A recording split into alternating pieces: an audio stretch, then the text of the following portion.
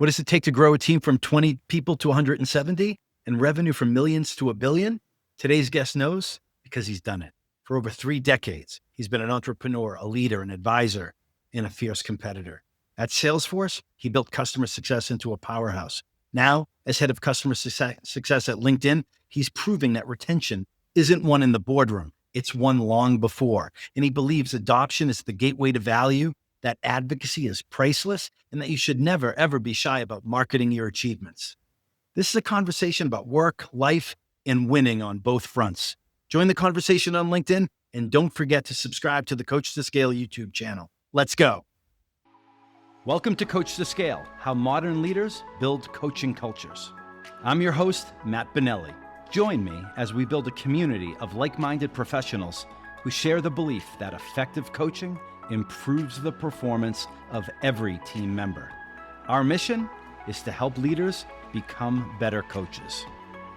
The Coach to Scale podcast is sponsored by Coachum, the world's first AI coaching execution platform that leverages evidence-based coaching to increase quota attainment. And with that, let's get started. All right, excited to have today's guest. I know him pretty well. We go back, and he brings 3 decades of sales experience. Timeout. I'm going to take my own timeout. Start over. All right. Excited to have today's guest. I go back with him a long way. He brings 3 decades plus of experience to the table. He's an entrepreneur, a leader, an advisor, and a fierce competitor. He's also an octo dad. Yes, he has 8 children and a wonderful wife. And he believes with enough determination and hard work, you can pull off anything. And he's proven that time and time again. Most recently at Salesforce for 10 plus years, and now as head of customer success at LinkedIn. A fellow Pi Kappa Alpha brother, Shane Hughes, welcome to Coach to Scale. Yeah, great to be here. Thanks for having me. All right. Tripped over that intro a little bit, but I think I got out the points that I wanted to. Like Shane, you hear this all the time, right? But I don't think I know anybody who has more children than you. Yeah, I think 8. I'm not sure that I do either, to be honest. I keep looking for that, but listen, there's no parallel universe where I ever thought I would have 8 kids. All right, so it's definitely an anomaly. Well, you have a wonderful, beautiful wife with a ton of patience, and I'm sure she keeps you moving in the right direction. So absolutely, shout out to her. All right. Oh, and by the way, if you want to like similarities, be around your own peeps, like come out here, come out to Park City, come out to Utah. There's a lot of families that have a lot of kids. And it's built, the Mormons built it for, we have the biggest Costco in the world, is what I'm told out here. So, it's built for you. I do get asked sometimes it's a religious thing and certainly not, but yeah, good to know where I might be able to find other big families. Well, good Catholic boy. You follow the rules apparently. All right, we're going down the wrong road. All right, let's see. Shane, a Mythbuster question to start off. What's a myth in this business of coaching and leading people in go-to-market organizations that you believe is misguided or maybe even complete BS? You hear it all the time, but you don't believe it. Well, I tell you, one of the things that I hear all the time that is just not truthful when it comes specifically to like what we do in customer success is this idea of trying to save deals in like the last quarter, right? Or the last 6 months. Like, yeah, we did all these great things and we were able to pull that deal through. Like that, the reality is your ability to be able to change these deals last minute is not very likely, right? You really need to be making sure that you're engaging long-term with these customers. So, this whole idea of let's go in and let's do something, save things, last minute is absolutely a myth. You're right. You really got to be thinking long-term. So, in the sales realm, I grew up, and, it was instilled in me that deals don't fall apart at the last minute. That's just when the sales team's notified.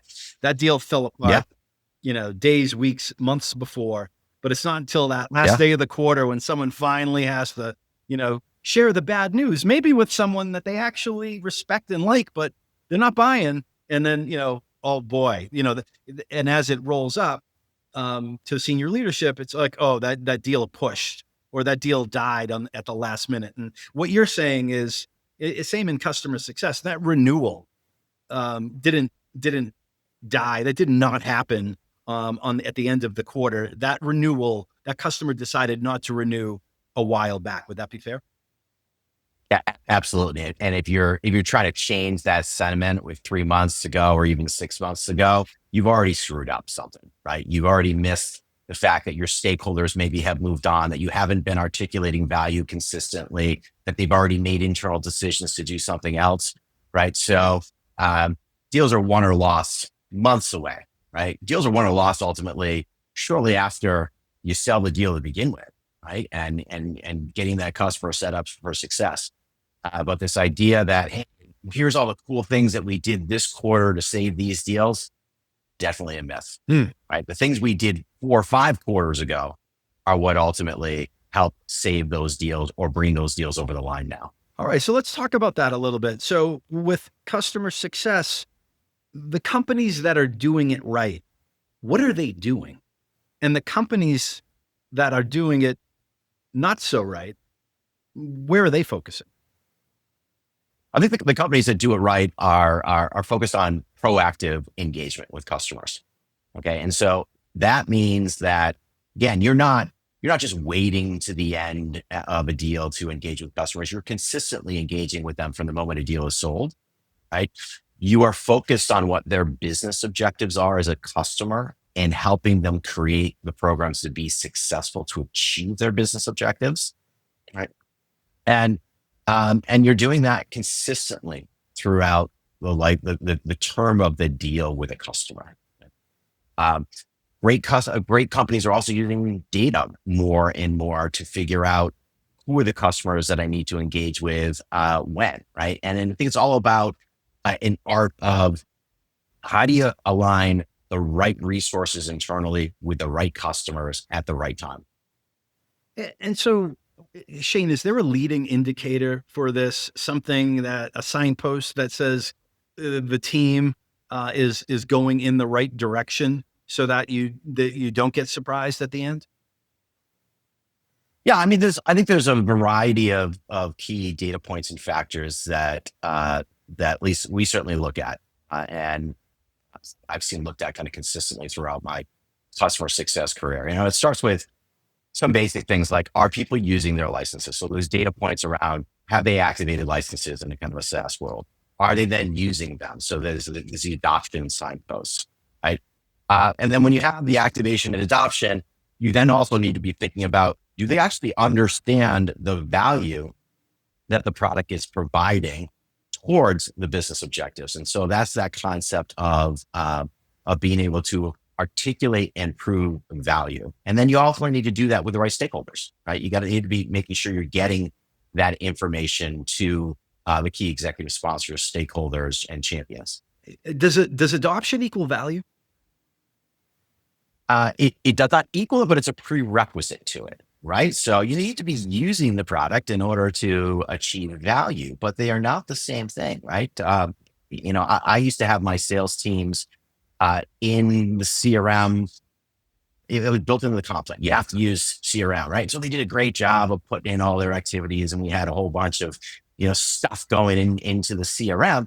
But at the end of the day, we weren't accomplishing our business objectives. What we had to do is we had to think differently. We had to think, why are we using the CRM? And what we realized is, what we wanted to achieve was plus or minus 5% forecast accuracy. We wanted 15% cross-sell, upsell, right? And when we started to think in that way, we actually started to use the product in a different way.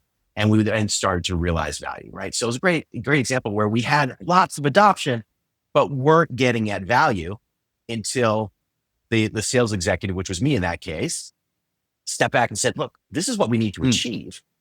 How do we use the product in a way that's going to get us there? Makes a ton of sense, right? I mean, it's kind of, don't confuse activity with results, right? It kind of follows the same logic. It's like, right. You might be doing all these, checking the boxes every day, but that doesn't mean you're getting the desired outcome, I think is the way I hear you saying that. All right. So, at your, you spent 10 plus years at your prior company at Salesforce. You built a CX team. I think if I have the numbers right, you can correct me if I'm wrong. From about 20 to about 170, you established the first customer focused retail and consumer goods organizations and increased product revenue from customer success by 223% to about $1 billion. What Yep. did you learn from that magnificent journey? Uh, uh, I mean, a lot of different things. It was kind of a rocket. It was definitely a rocket ship ride, right? I mean, was there when went from 3 billion to 30 plus $1 billion. Um, I think one of the key things I think that was a learning was how important it is to collaborate across teams in a highly matrixed organization, and how you've got to really spend a lot of time uh, getting everyone aligned. And so I remember at one point, one of my bosses said to me, "Hey, Shane, sometimes you got to slow down and move faster." And that was a very accurate learning. I like to move aggressive. I like to move fast, but you can't do it alone, especially in the large organizations, right? So sometimes you do have to slow down and make sure that all of the impact and all the stakeholders across various teams are aligned. How is it that what we are trying to achieve helps them accomplish their objectives? Do they buy in? Where are the concerns? Where are the objections? Right. And so that was a really key learning for me in thinking about how do you scale initiatives, organizations, especially in larger matrixed organizations. Yeah, I think that really ties a lot of people up, right? Like, it's, you're a thinker, you want to move fast, you want to be creative, you want to problem solve, full steam ahead. And then all of a sudden the people that you need in the boat with you that are in the, let's call it dotted line or horizontally, they don't report to you. They smile and wave, and it slows everything down. So That's right. that's a skill. At that point, you're a politician in many ways.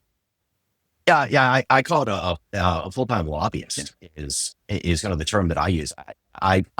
One of my strengths and one of the reasons that I've been hired by some organizations is my ability to get shit done, right? And so, um, what I had to learn is no matter how much effort I put in or drive or aggression or whatever it may be, I've got to bring everybody along. And that's where this concept of really needing to lobby, get multiple teams on board. And that requires sometimes slowing down in order to accomplish that. I would imagine in your world it is very, very hard to slow down. And it's part of your DNA, right? And I like I said, I go back with you. I know you a little bit. I know your personality, your drive a little bit. And I've heard you say that those who, and I'm quoting here, play harder, train harder, and think harder, win. Can you elaborate on that? Um, yeah. I think back to our days together at UMass, right? It was not, yeah, it's not an Ivy League school, but it's a great school. Yeah. Right. And I was really fortunate to land my first job at Accenture. I learned a lot there, but I think the key for me was just that willingness and desire to work hard. Right? That has always been key for me to get ahead. Work hard and constantly learn. Right? And so, especially in high tech, you're in an environment with a lot of smart people, a lot of And smart people. everything's changing all the Right? time. Everything is changing all the time, right? And so you've really got to continually adapt. You've got to put the effort in. I don't care, what role you're in, who you are. Everything starts with effort. And I tell my teams that is like, as they engage with their customers, everything starts with effort, quality, impact, right? And those things, they stack. You start with effort. You got to do a good job from a quality perspective. You do those things. If you're doing the right things, then you ultimately drive towards impact. So, working hard has always been, I think, key. Continually adapting, continually learning is critical in tech in this world. AI is here, we all know, and we've all got to figure out how we leverage that to be more effective. A side note, I forgot that you started your career at Accenture. My daughter, Chloe, um, just out of college 2 years ago, um, started her career, and still she's with Accenture. So kind of moving up the ladder over there. So Yeah. I bet that's changed. It's the world's changed a lot. When you started with Accenture, Wayback Machine here, were you traveling a lot? I was fortunate to be on customer sites that were in the Boston area. So I Yeah. was on customer sites every day. Yeah. But in general, I wasn't flying very much Yeah. in that particular time period. Yeah. It's, she's doing great. Great company. She's, got a couple of promotions in the couple of years she's been there.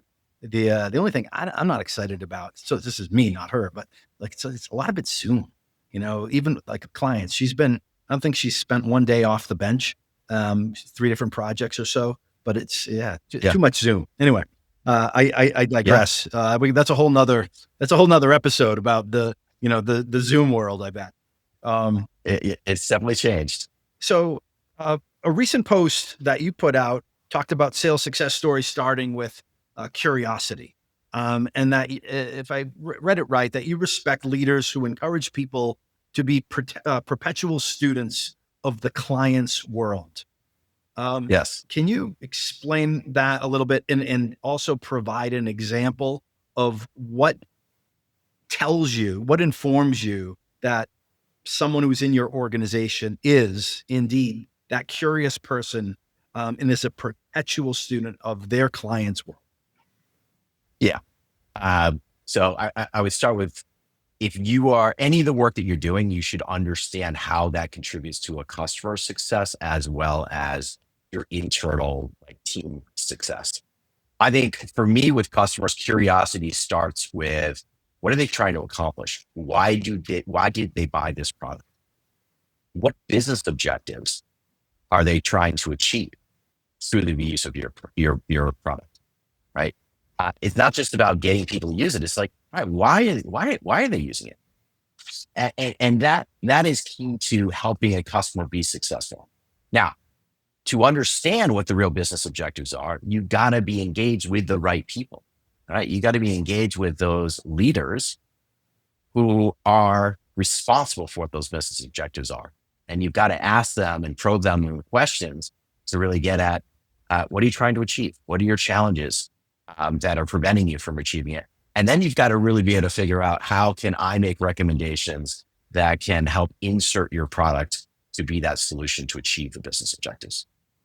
Do you find that the clients that you're working with, your team's working with, do they know the answer to a lot of these questions? Do they always know the value that they're getting out of it, at the level that would be considered, top tier?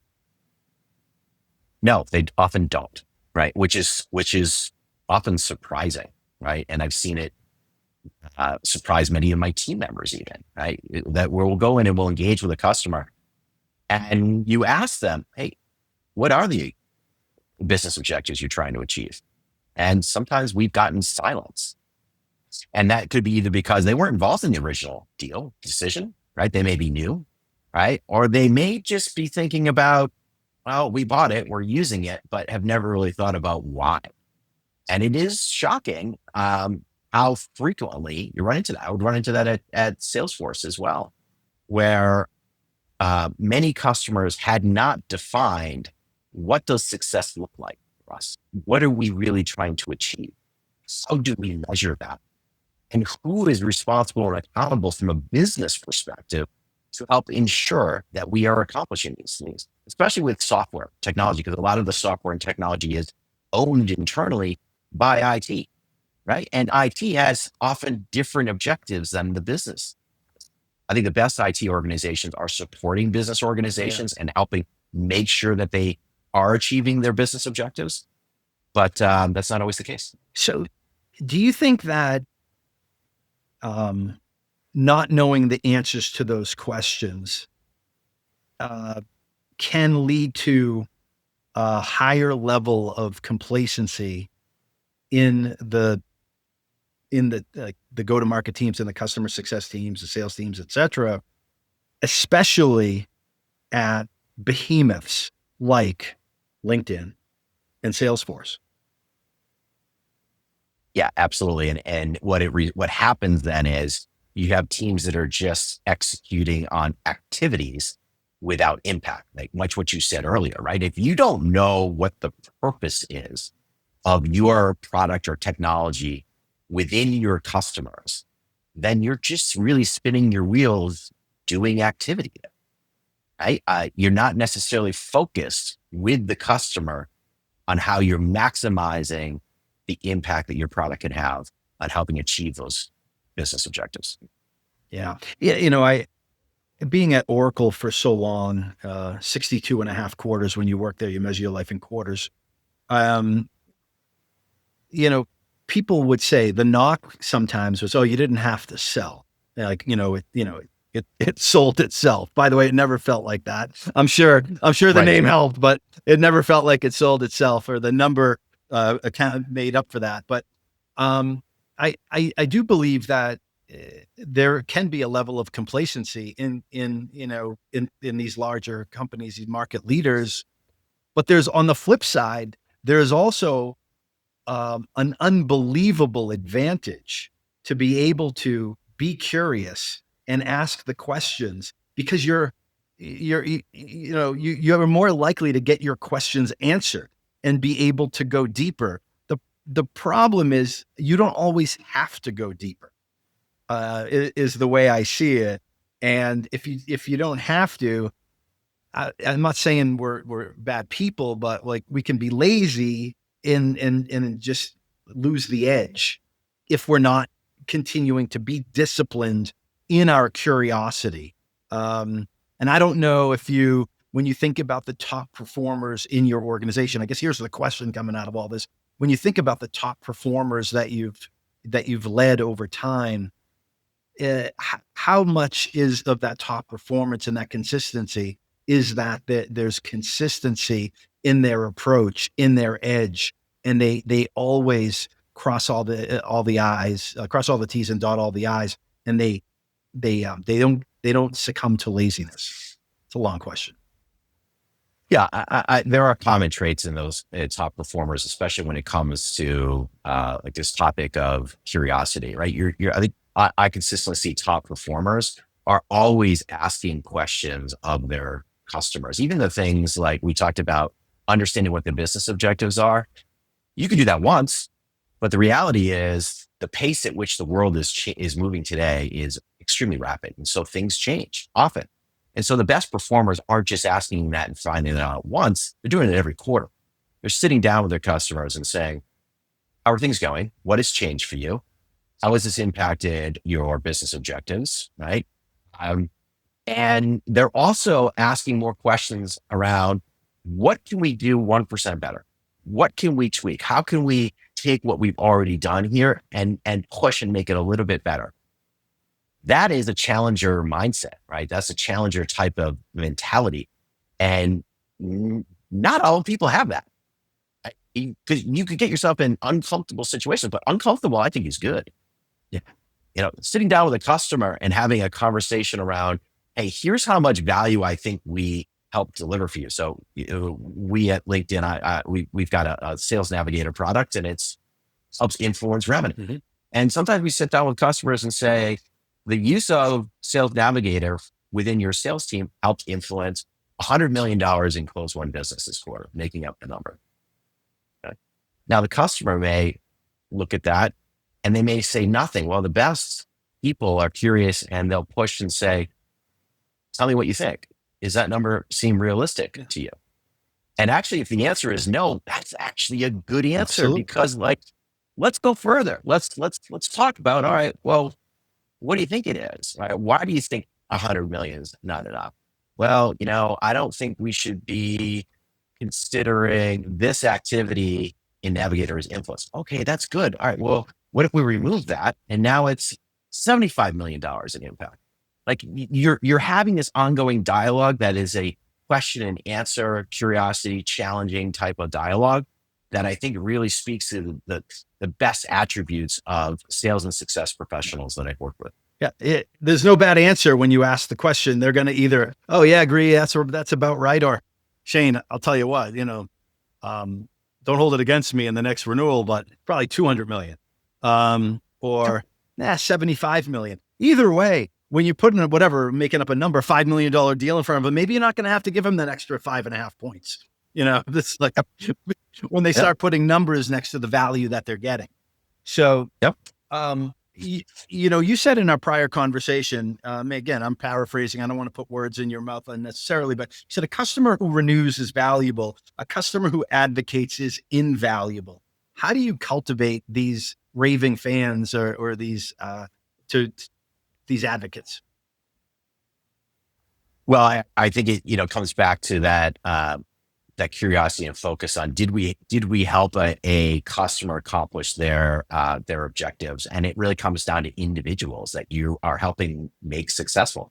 One of the most rewarding things as a sales or success leader is when your customers get promoted, right? You want them to be successful, and so you want your customers to get value out and renew the product. But man, if you can get customers who will go and talk to other customers about how they're using the product, or become a spokesperson or a recommender for you, that advocacy, that is invaluable, right? That's exactly what you want. I mean, the best way to sell anything is not for you as a salesperson to be pitching it. It's for somebody else that's a peer, right, to be pitching that. That's the best way for to be successful in sales. Yeah, third party stories, right? No one cares about you. You work for the company. You're the salesperson. You're the customer success person.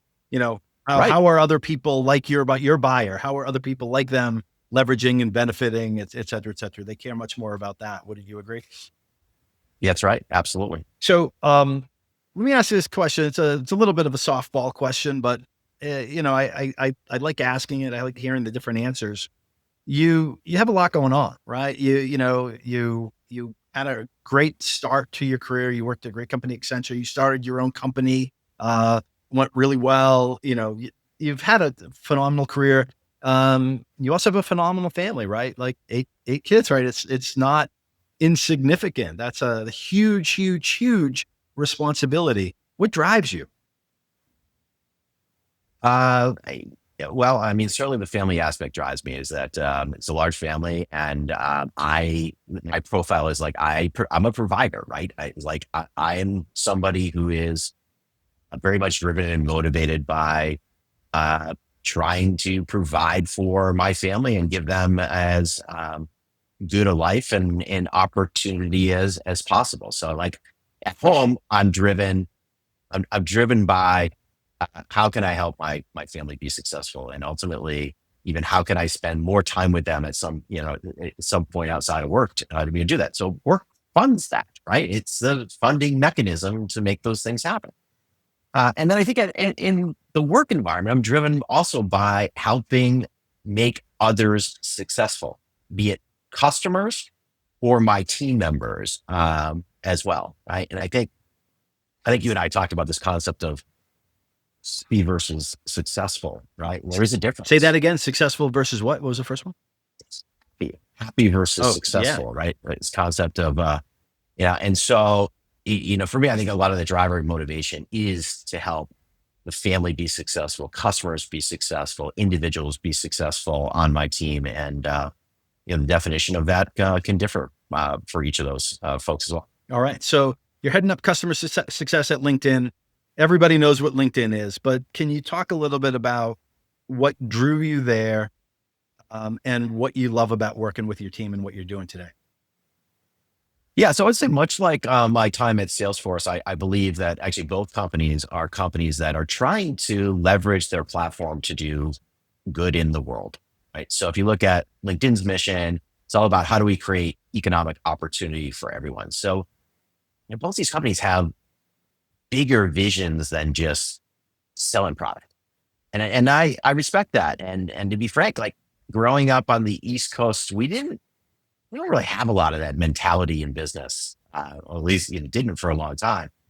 And these are two big West Coast based companies who I think have been that attitude of trying to do good, use their platform to do good in the world. So I would say that's one key driver. I would say the other is still despite LinkedIn being a $17 billion business now, I think there's still tremendous opportunity. And again, much like Salesforce, LinkedIn has grown significantly over the last decade, from a couple billion to now what is 17, 18 billion.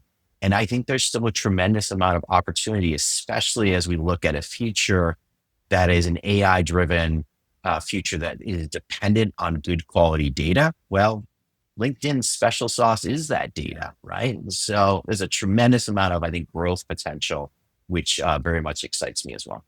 Awesome. Yeah, it's been a great ride, and being part of it. I've been on LinkedIn for a long time, and just it's become part of everyone's day. Certainly, it's become part of my day. So, what a ride it's been. So, Shane, this is the Coach to Scale podcast. We bring on guests who care, who are curious, who care about leading, coaching, developing others, helping individuals and teams and organizations scale. The audience are people, are leaders, first-time leaders, senior leaders, aspiring leaders, people who want to take ideas and, take one or two nuggets and, go apply it, right? Because they're curious. They're perpetual students of the game. People who care like yourself, it doesn't just happen. It's usually because you had the right behaviors modeled for you somewhere along the way. So the question is this: who is somebody whose coaching in any part of your life has had an impact on your career and how you approach things today? Yep. I think I was really fortunate during my time at Accenture. So very early in my career, first job out of college, where I learned a lot in that job. And in particular, I had one of the associate partners at the time by the name of Bill Ball, who was just a really phenomenal coach. And what made him so good is he wouldn't tell me what to do, right? He would guide me. He would give me examples. He would lay out, here's what I would like you to accomplish and get to, but didn't prescribe exactly how to get there. At the same time, he was always available and provided great feedback and resources, right? And he also had these frameworks that he would use that I still use to this day. So for example, he had this thing called the 4Cs framework. And we were managing large projects, and he'd get up there in front of several hundred people and he said, what's really important is that we as a project team all live by these 4Cs. And the 4Cs were: be clear, concise, consistent, and communicate. And that 4Cs framework has stuck with me throughout my career. In fact, I've added a fifth to that now, which is collaborate, right? And that all comes from what we were talking about earlier, is working with big matrix organizations. It becomes so critical to also that collaboration aspect to it. So he was a great listener. He was a great coach, great guidance. Didn't tell you what to do directly, right? And I think that's really important as a leader. If you're thinking about coaching other people, a lot of individual contributors go into leader roles for the first time, and they feel like they've got to provide all the answers for their teams. But ideally, you really got to provide that guidance, and then you got to get people to think on their own. And when they do that, more often than not, they can figure it out and deliver. Awesome. I love the frameworks, and I love the fact that your first job, you remember a leader and the framework. You remember what it was. Not only that, but you've built upon it. Like frameworks work, man. Like it's super cool to hear that. Something like 30 years later, right? Yeah. Cool. So this last question, it's a different one, and it came up because my son is just got promoted to an AE from an SDR and went through his first round of QBRs. Got the Grit Award, right? Proud parent moment. I'm excited. The Grit Award, right? He works hard, apparently. That's good. But he's like, Dad, tell me about your QBR experience. And I started like, I said, basically, you never, no one's carrying you out on their shoulders from a QBR, but they might carry you out in a body bag. right? So like you're not winning, but you could lose. So you just want to, like I try to give him some advice, right? You want to be professional, you want to be prepared, be able to answer questions, ask questions back, but you just want to get out, like basically get out of there. So I told him some crazy stories, and he's like, "Tell me more, tell me more." So, and we could go on forever on those. I believe anyone who's doing this as long as you has a crazy story. Like one of the ones someone shared recently was, the leader threw a shoe at somebody, or like I mean, like just crazy things happen. What's something, you don't have to name names, but is there a crazy story, a memorable story from a QBR type session that you recall over the years that you're willing to share with? Uh, I mean, like the shoe story, like I have seen executives lose it on people. And just, especially I would say, I can think of a scenario in particular where uh, smaller, smaller company, like founder, president person who just, I mean, just gets abusive. Yeah. And then it's just, there's nothing, there's nothing good about that. Like when you're verbally assaulting and abusing people, nothing good will ever come of that. Right. But definitely have seen it, and you'll see it more in those founder type situations, smaller company type situations. Um, and I remember that particular meeting, and it's the only time in my career where a week later, actually, it wasn't even a week later. That week, I resigned. I'm like, I'm not going to work with you anymore. Yeah. So it was really impactful for me, and not something I'd ever want to see replicated again. My how the world has changed, for sure. Oh yeah, And I think yeah, that's the point, is that a lot of us worked in really weird environments in the past, and things that went then, it just wouldn't happen today. But nevertheless, they were interesting and memorable, and helped shape our own value system as we manage and lead teams. Yeah, you yeah. can't help but that. All right, so our tradition is typically to give the guest the last word. Is there anything based on what we talked about, or maybe something we didn't talk about, that you'd want to leave us with?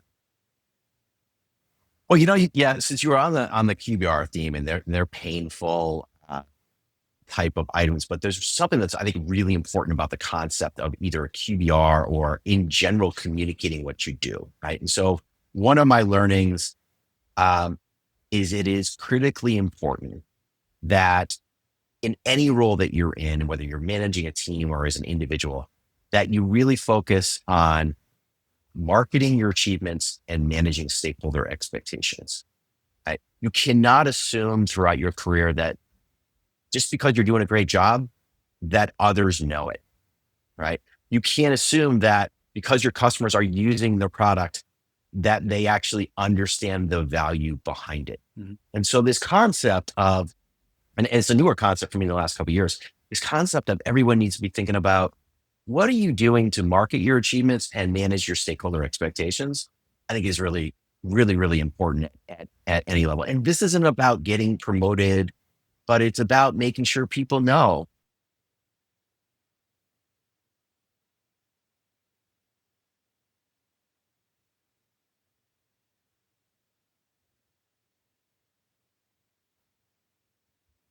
So Shane, that can apply externally with clients, and that can also apply internally.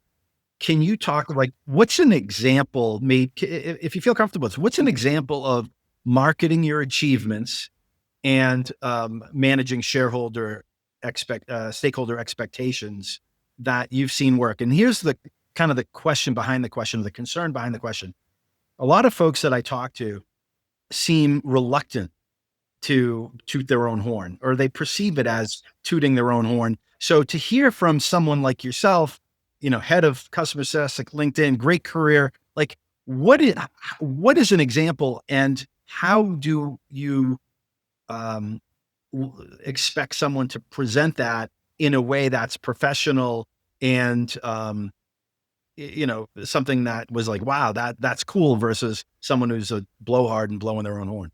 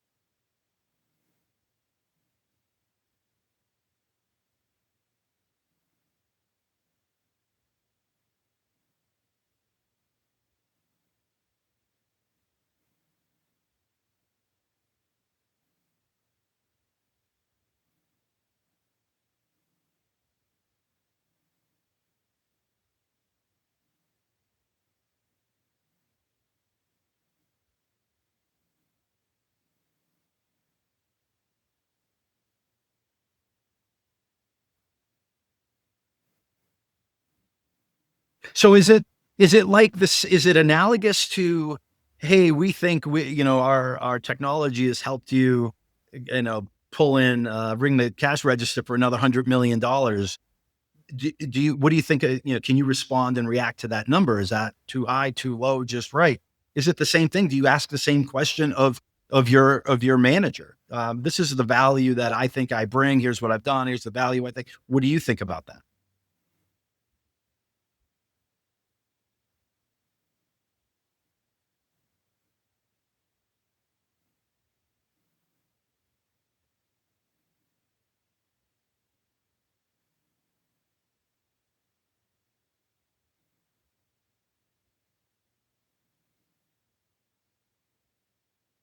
Right.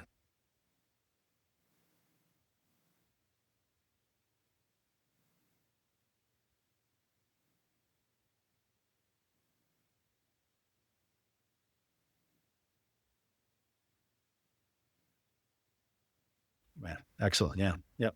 Awesome. Shane, we covered a lot of ground. We talked about marketing achievements, managing expectations. We talked about how retention's rarely won or lost at the last minute. Adoption is a prerequisite for value, but it's not equivalent to value. So we covered a lot of ground today, and I appreciate the energy and enthusiasm that you brought to the conversation.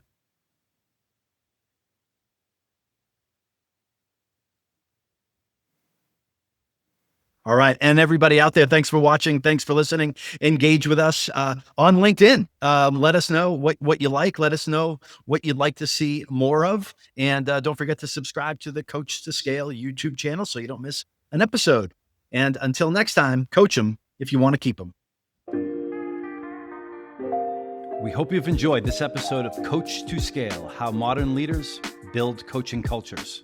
For show notes and other episodes, visit us at coachem.io. That's COACHEM.io. And follow us on Twitter at CoachemNow. See you all next week. Thanks for joining. And remember, coach them if you want to keep them.